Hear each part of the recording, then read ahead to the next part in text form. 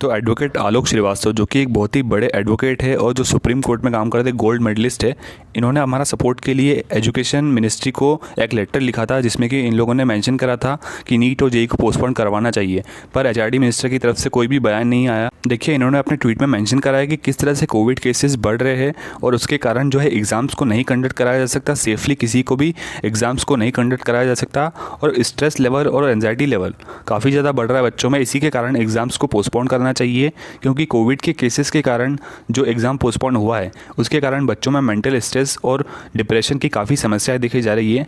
मैं आपको बताना चाहता हूं कि आलोक श्रीवास्तव सर ने पहले भी एजुकेशन मिनिस्ट्री को एक लेटर लिखा था, उसमें उन्होंने पूरा मेंशन करा था कि क्या क्या दिक्कतें हैं।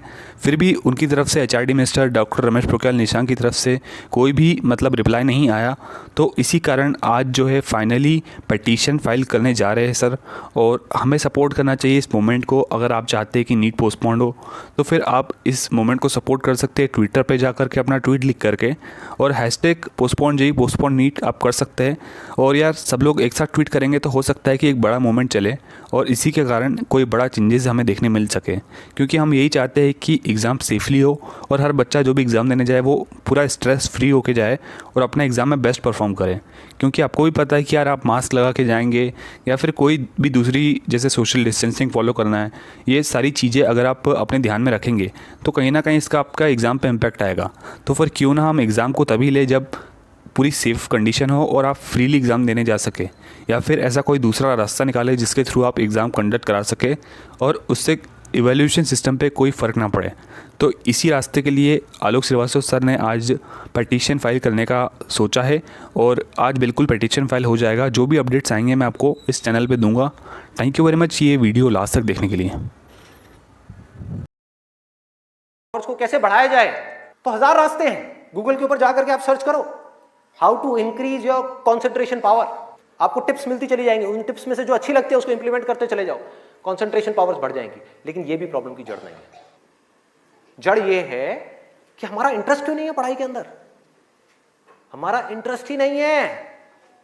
उस इंटरेस्ट को कैसे क्रिएट किया जाए। अंदर से पढ़ने का मन नहीं कर रहा है, जबरदस्ती पढ़ना पड़ रहा है। ये जड़ है प्रॉब्लम की, कि किसी तरह से नहीं।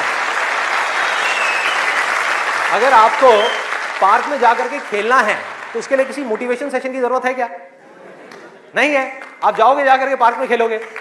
फेसबुक के ऊपर बैठ करके टाइम पास करना है, उसके लिए किसी मोटिवेशन की जरूरत है क्या? मुझे जरूरत है आकर के बोलने की कि प्लीज अपना फेसबुक पे टाइम स्पेंड करो, थोड़ा सा यूट्यूब पे कुछ वीडियो देखो, व्हाट्सएप पे बैठा करो ना, बैठते क्यों नहीं हो? अपने दोस्तों के पास जाया करो, 2-4 पैग लगाया करो, हाँ, सुट्टे मारा करो। ये सब बोलने की जरूरत है? समझो एग्जैक्टली। जड़ तक जाना है, ऊपर ऊपर लेवल पे काम नहीं करना। सॉल्यूशन ये है कि कुछ ऐसा हो जाए कि मैं आकर के, आपके पेरेंट्स आकर के, पूरी दुनिया आकर के आपको कहे कि मत पढ़ो, मत पढ़ो, खबरदार अगर पढ़े तो, और फिर भी आप पढ़ो। आप कहो नहीं मैं तो पढ़ूंगा, आने तो मेरे सामने कौन आ रहा है उसको देख लूंगा, देखता हूं मेरे को कौन रोकता है पढ़ने से। अगर कुछ ऐसा हो गया तो समझ जाओ खेल हो गया, काम हो गया। जो आपकी स्टूडेंट लाइफ है उसमें पढ़ना था आप पढ़ लिए, उसके बाद में जॉब करनी है तो जॉब में अपना 100% डाल दिया, बिजनेस करना है बिजनेस में 100% डाल दिया। एटलीस्ट स्टूडेंट लाइफ में तो आपने 100% डालना सीख लिया ना। तो आगे भी आप लाइफ में जो भी करोगे आप पूरे दिल से करोगे, पूरे तरीके से करोगे। अब कैसे करना है? ये प्यार कैसे आएगा? हाँ, ये प्यार कैसे आएगा बता रहा हूं। प्यार में थोड़ा सब्र करना पड़ता है, पेशेंस रखना है। अब क्या है,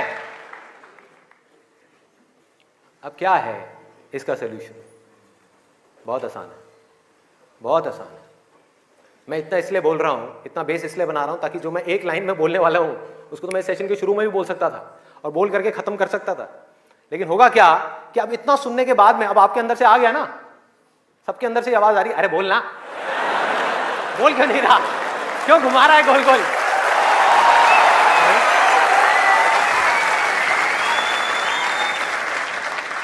तो अभी आपके अंदर से आ रहा है कि बोलना। तो अब होगा क्या कि मैं बोलूंगा एक ही लाइन में, बोलने वाला हूं वैसे कुछ सेकंड्स में, हाँ ध्यान से सुनना।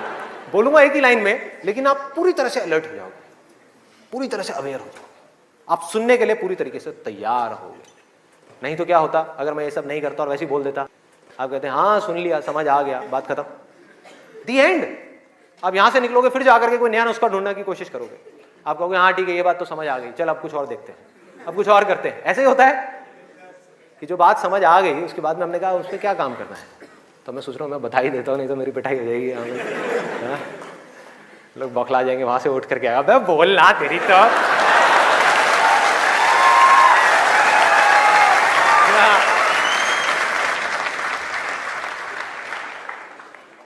आपको एक वजह चाहिए, आपको एक बहुत बड़ी वजह चाहिए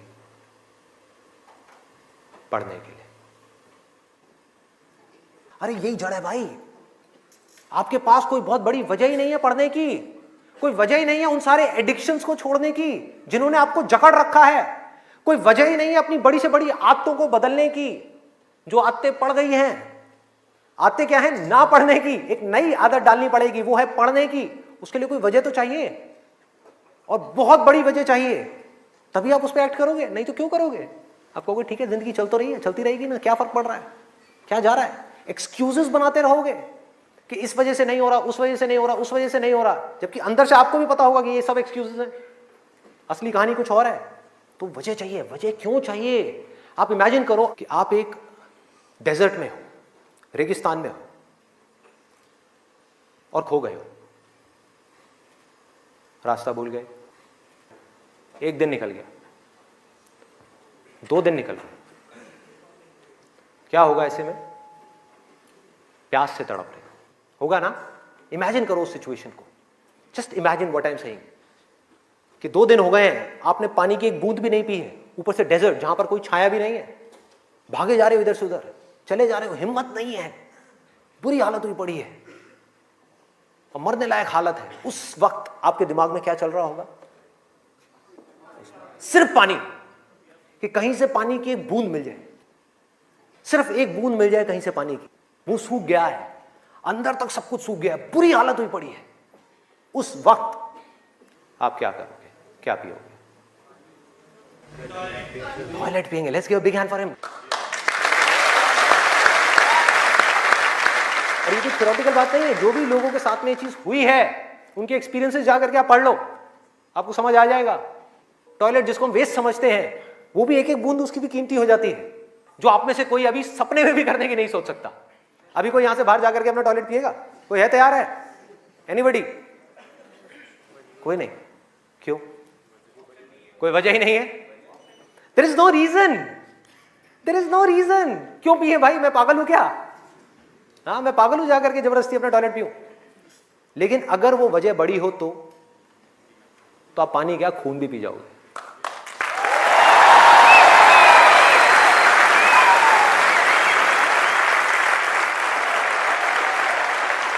सारा खेल वजह का है, पर्पस का है। उस वक्त आपके दिमाग में क्या कोई डिस्ट्रैक्शन होगी?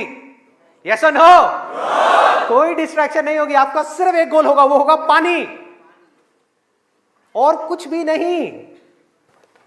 इसी तरह से आपको एक बर्निंग डिजायर चाहिए पढ़ने के लिए, बर्निंग डिजायर। क्यों? क्योंकि रियलिटी क्या है? पहले हमको रियलिटी को समझना है, हम रियलिटी को ही नहीं एक्सेप्ट कर रहे हैं।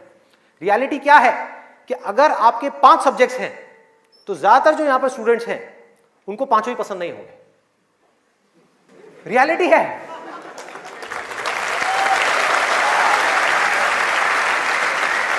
यस और नो? देख लो कितने सारे लोगों की आवाजें आई है। ज्यादातर जो लोग हैं, कुछ लोग होंगे जिनको उन 5 में से 1 या 2 सब्जेक्ट्स अच्छे लगते होंगे, कुछ लोग, और रेयरेस्ट ऑफ रेयर कोई होगा जिसको 5 अच्छे लगते होंगे। तो खेल क्या है? खेल क्या है कि जो सब्जेक्ट्स आपको अच्छे लगते हैं, जिसमें मजा आता है, वो तो आप पढ़ लोगे, उसमें तो आप मार्क्स ले आओगे। लेकिन बाकी के वो सब्जेक्ट्स जो आपको अच्छे नहीं लगते, जो टॉर्चर लगते हैं, उसमें मार्क्स कैसे लाओगे? उसको पढ़ने का आपका मन ही नहीं करेगा, तो आप क्या करोगे? आप बहाने बनाओगे, अपने ध्यान को बार बार कहीं और लेकर के जाओगे। डिस्ट्रैक्शंस की वजह से आप डिस्ट्रैक्ट नहीं होगे, खुद आप अपने माइंड को डिस्ट्रैक्ट करोगे ताकि उस टॉर्चर को सहना ना पड़े, उस मेंटल पेन को सहना ना पड़े, वो ना करना पड़े जो हम नहीं करना चाहते, जो हमारा मन नहीं है।